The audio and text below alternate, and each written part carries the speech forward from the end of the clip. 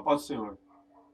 Na nossa meditação e exposição da segunda carta do apóstolo Paulo a Timóteo, chegamos agora no capítulo 4, o último capítulo dessa carta, onde Paulo declara sentimento, a circunstância em que ele estava vivendo, o modelo para nós de vivência, de um andar com Deus e de uma convicção profunda e gloriosa que o Espírito Santo testifica com o Espírito daquele que é salvo, que tem o nome escrito no livro da vida e que tem a certeza e a convicção que fez a vontade do Senhor nessa terra. Começa dizendo assim, capítulo 4.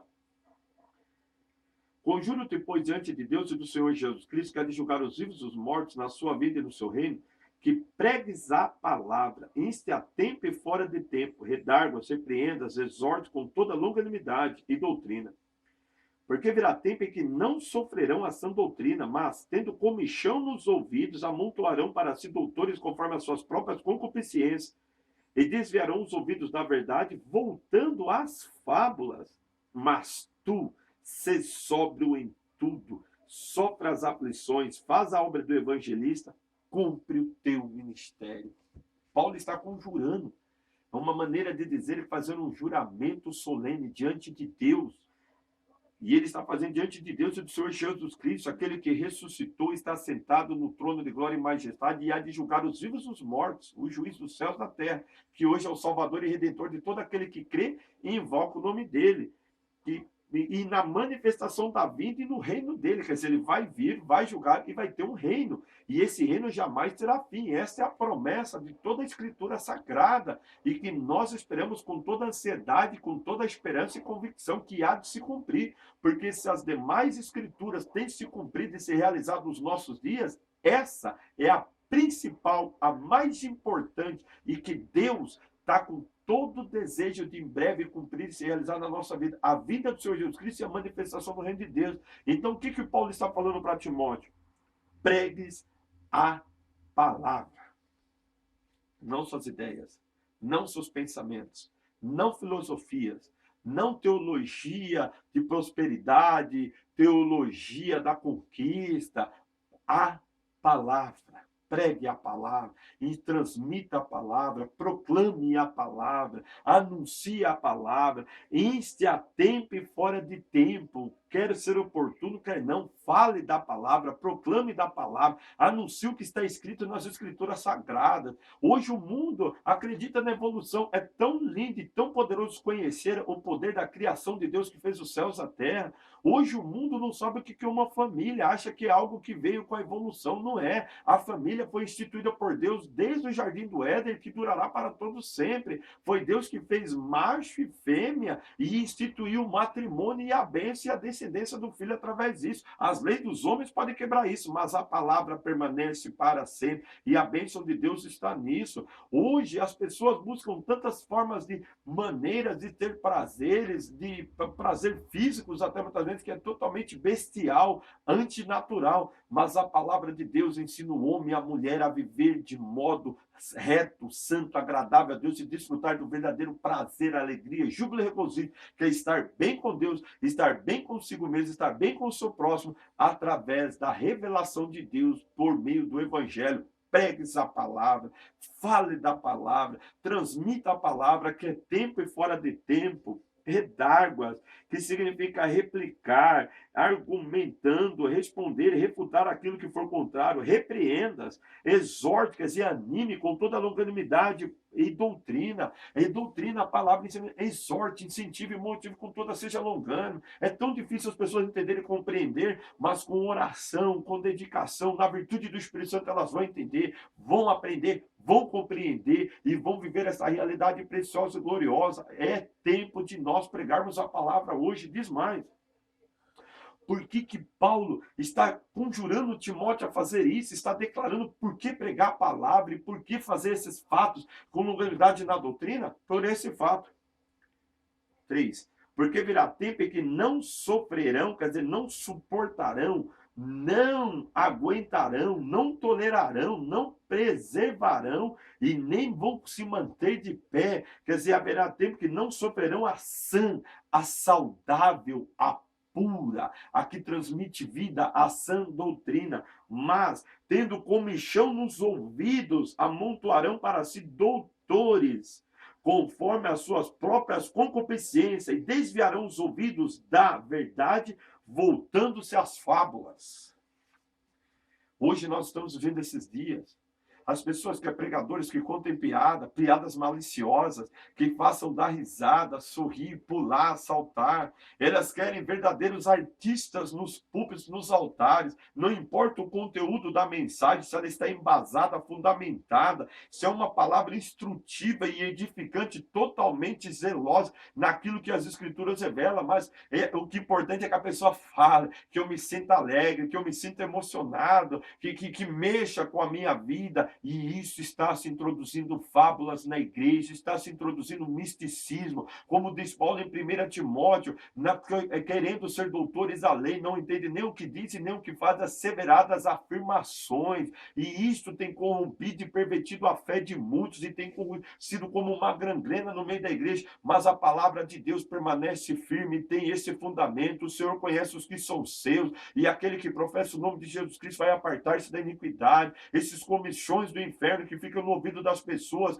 vai ser desfeito e vai ser queimado em o nome do Senhor Jesus Cristo, na virtude da palavra de Deus. E essas pessoas que estão sendo seduzidas, enganadas e atraídas, e muitos estão manipulando-as, como disse o apóstolo Pedro, que por motivo de avareza eles faziam comércio das pessoas e da fé com palavras fictícias, mas o juízo desses já está pronto desde há muito tempo. Então é tempo de nós despertarmos, pregarmos a palavra de Deus, revelarmos a palavra de Deus, e o Senhor manifestará gloriosa salvação, libertará, transformará, edificará essas vidas. Não ande segundo este século, não ande segundo o pensamento atual.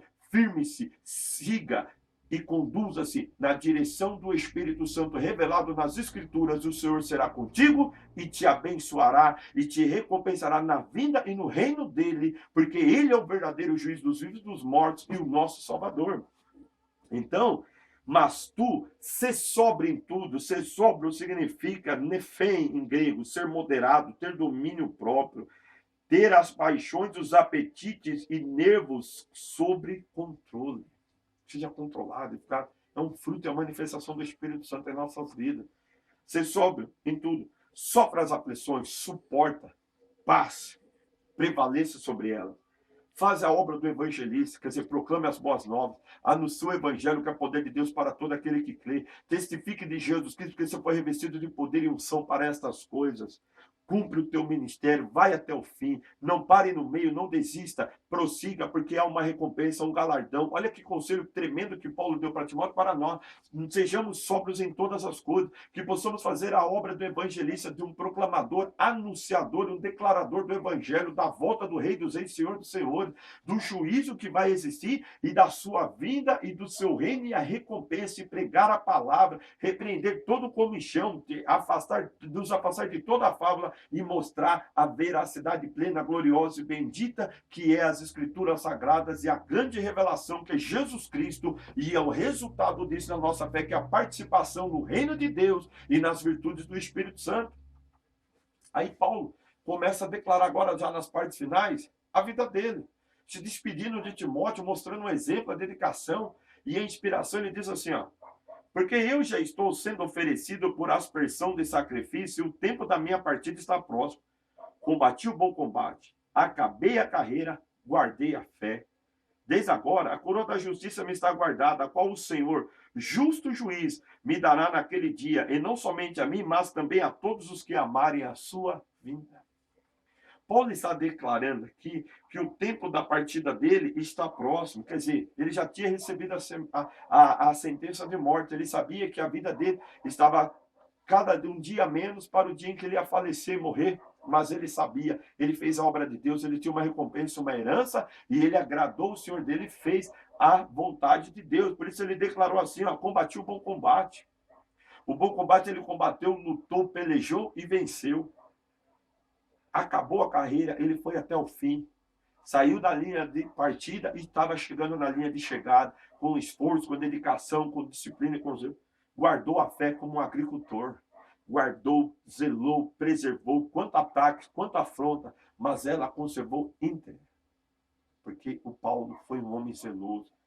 E o resultado, A coroa da justiça que está guardada para ele pelo Senhor, que é justo juiz, e que daria a ele, não somente a ele, mas a todos quanto amam a vinda do Senhor, que como bom soldado combate o bom combate, que como atleta cumpre a carreira, e que como agricultor, como nós já vimos no capítulo 2, guarda a fé. E o tempo da partida, Paulo está declarando três coisas interessantes. É uma palavra grega que significa tirar o fardo de um animal. Segundo, significa desamarrar um barco para que ele possa navegar.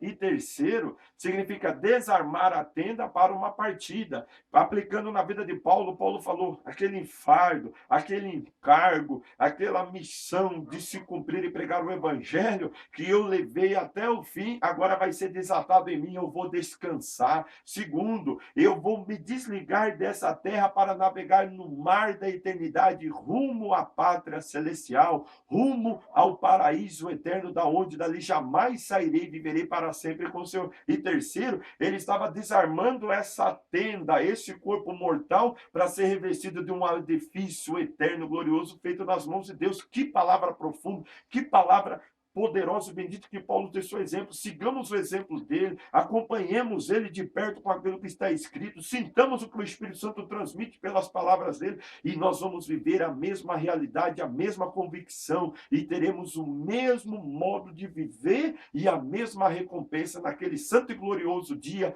quando Jesus voltar para retribuir a cada um segundo as suas obras. Aí Paulo passa para o lado pessoal, onde nós podemos aprender alguns detalhes. Primeiro, procura vir ter comigo depressa, porque Demas me desamparou, amando o presente século, e foi para Tessalônica, Crescente para a Galácia, Tito para a Dalmácia.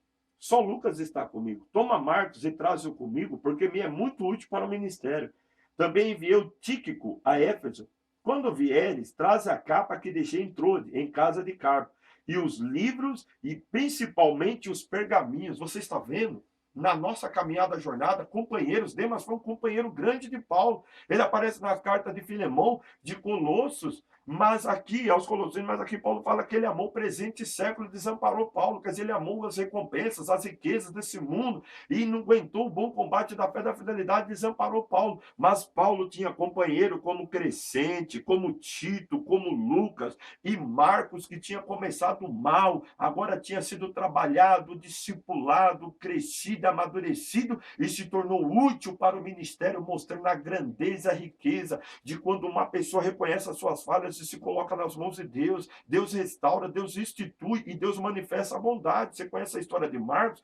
Em Atos capítulo 13, quando ele sai junto com Paulo e Barnabé e volta para trás. Depois, no capítulo 15, no final, Paulo e Barnabé têm uma discussão por causa dele, porque Marcos tinha sido uma pessoa que havia desertado. Mas Pedro depois chama ele de meu filho. E Paulo diz que ele é útil para o ministério. E temos o Evangelho de Marcos, que foi escrito por ele, ditado por Pedro, mas inspirado pelo Espírito Santo. A pessoa se torna útil quando ela se dedica à palavra de Deus, como ela se dedica a ser servo do Senhor e andar diante de Deus e deixar Deus trabalhar e agir na vida dela. Outra coisa, Paulo fala que Timóteo não estava sozinho. Ele enviou Tíquico a Efésio para estar ajudando Timóteo, auxiliando Timóteo, sendo companheiro de Timóteo nesse momento difícil de partida do seu grande mentor, amigo, o apóstolo Paulo. Mas o que me chama a atenção é o versículo 13, porque ele pede uma capa, porque lá em Roma era frio e ele estava no subterrâneo, numa masmorra. Mas os livros e os pergaminhos, mesmo tendo uma sentença de morte, mesmo sabendo que a sua vida tinha chegado ao fim, mesmo que sabendo que o seu ministério tinha se encerrado, Paulo tinha fome de aprender, meditar, crescer no conhecimento e na profundidade das Escrituras.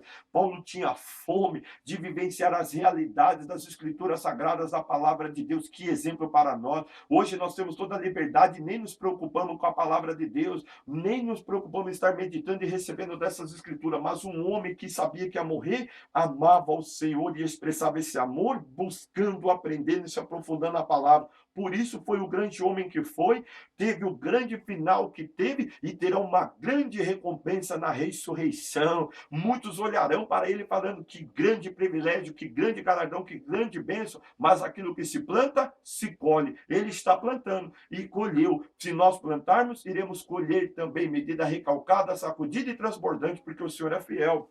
Continuando. Adversários, ele fala agora. Alexandre, o latoeiro, causou-me muitos males. O Senhor lhe pague segundo as suas obras. Tu guarda-te também dele, porque resistiu muito às nossas palavras. Ninguém me assistiu na minha primeira defesa. Antes, todos me desampararam, que isso não lhe seja imputado. Esse Alexandre Latoeiro era um fabricante de imagens, e ele resistiu muito a Paulo e às palavras de Paulo. E na primeira audiência, Paulo estava sozinho, e Paulo não debateu, não contendeu, mas Paulo procurou ser fiel, pregar a palavra, anunciar, e aquele homem procurou rebater com sua sabedoria conhecimento, e causou males a Paulo. E Paulo está avisando a Timóteo, cuidado com ele, porque se ele causou males para mim, ele pode causar males a você. Então, seja vigilante, fique atento e observe essas coisas. Outro fato também que nós aprendemos é que nós, como servos de Deus, nós não podemos querer atrás de querer mostrar nosso conhecimento, a nossa capacitação. Temos que sermos como Paulo, colocar nas mãos de Deus, mas pregar a palavra a tempo, fora de tempo, e perseverar nela, na edificação de vidas, abençoando vidas e desejando a salvação de almas. Agora, Paulo, ele faz um resumo da sua estada em Roma. 17. Mas o Senhor assistiu-me e fortaleceu-me para que por mim fosse cumprida a pregação e todos os gentios a ouvissem. Fiquei livre da boca do leão. O Senhor me livrará de toda má obra e guardar-me-á para o seu reino celestial, a quem seja a glória para todo sempre. Amém. Você viu que ele falou que na primeira audiência dele, ninguém foi lá ajudar ele, ninguém foi lá auxiliar, ninguém foi assistir a audiência dele, mas o Senhor estava presente, o Senhor estava junto dele, o Senhor estava com ele. Ele falou: o Senhor assistiu-me e o Senhor fortaleceu, derramou a sua graça, a sua virtude, o seu Espírito Santo, e Paulo pôde ministrar a pregação, e todos ali ouviram, entenderam, compreenderam e receberam o Evangelho. Se converteram, não sabemos, mas que ouviram o relato, a explanação, a exposição do Evangelho, ungido pelo Espírito Santo, isso ungiu. Por que o Senhor fez isso? Porque o homem estava na cadeia, estava querendo ler, aprender e meditar na palavra. O homem estava na cadeia, estava orando pelas igrejas, estava meditando, se compartilhando e recebendo a graça e a bênção de Deus. E ele falou assim: ó, eu fiquei livre da boca do leão. Bendito é o nome do Senhor, que o Senhor livre, guarda e protege. E ele tinha certeza e convicção que o Senhor continuaria livrando ele de toda má obra e guardaria, protegeria, ampararia, sustentaria ele para o reino celestial, e a glória e a majestade pertencem ao Senhor. Que isso possa acontecer e realizar em sua vida. E terminando, ele saudou a Prisca, a Áquila e a casa de Onesíforo, que eram amigos e companheiros. Erastus ficou em Corinto. Deixei Trófimo doente e Mileto. Mesmo o apóstolo, às vezes, enfrentou momentos de adversidades que Deus não derramou a graça e a virtude, mas mesmo assim, ele está lembrando daquela pessoa, orando e apresentando a Timóteo. Procura vir ter antes do inverno. Eubulo, Prudente, Lino e Cláudia, todos os irmãos te saudam. Tinha companheiros, tinha auxiliadores, tinha mantenedores, tinha ombros ali ao lado dele para aqueles últimos momentos para estar ao lado dele. O Senhor Jesus Cristo seja com teu espírito, a graça seja convosco. Amém. Aqui nós acabamos 2 Timóteo. Nós podemos ver o exemplo, o princípio e a realidade. Nós estamos vivendo esses tempos que Paulo profetizou, declarando que os homens têm comissões nos ouvidos, não dão ouvido à verdade, mas à fábula. E nós temos que continuar cumprindo o nosso ministério, fazendo a obra do evangelista, pregando a palavra, combatendo o bom combate, cumprindo a carreira e guardando a fé. Outra coisa, o Senhor sempre vai nos assistir, nos fortalecer, e a pregação vai se cumprir e todos vão ouvir, e nós ficaremos livres não somente da boca do leão, mas dos homens maus, infiéis e dissolutos e de toda a hoste do inimigo. E o Senhor vai nos guardar, vai nos livrar de toda má obra e vai nos conduzir em paz ao seu reino glorioso, seja pelo arrebatamento, seja pelo descanso, quando cumprir a nossa carreira. Mas permanece firme, constante, abundante na obra do Senhor. Zele pela palavra de Deus. Você não está preso nem numa cadeia. Leia, medite, aprenda, se aprofunde nas escrituras sagradas, que isso vai redundar em coisas tremendas, tanto da parte de Deus como do Espírito Santo em tua vida, e você será um vaso de honra, santificado e idôneo para uso santo e preparado para toda boa obra. Que esta carta possa falar profundamente ao teu coração, te motivar no ministério, te inspirar a tua vida, e que você, quando chegar naquele dia diante do Senhor Jesus Cristo, possa receber a coroa de glória, receber o teu galardão e abraçar Paulo e dizer: obrigado, Paulo, obrigado, Timóteo, por aquela grande carta que falou comigo, me motivou, me inspirou e me abençoou. Que o Senhor te abençoe, que o Senhor Jesus Cristo seja com o teu espírito, que a graça dele seja abundante em sua vida. E como missionário do Senhor Jesus Cristo, eu declaro: pregue a palavra, em tempo e fora de tempo, redarguas, inste, com toda a longanimidade, ensinando a doutrina. Cumpre o teu ministério e você será recompensado e galardoado, porque fiel que prometeu, qual também o fará. Ele é presente, nos assiste, nos fortalece e está conosco. Em nome do Senhor Jesus Cristo, receba essa bênção em sua vida.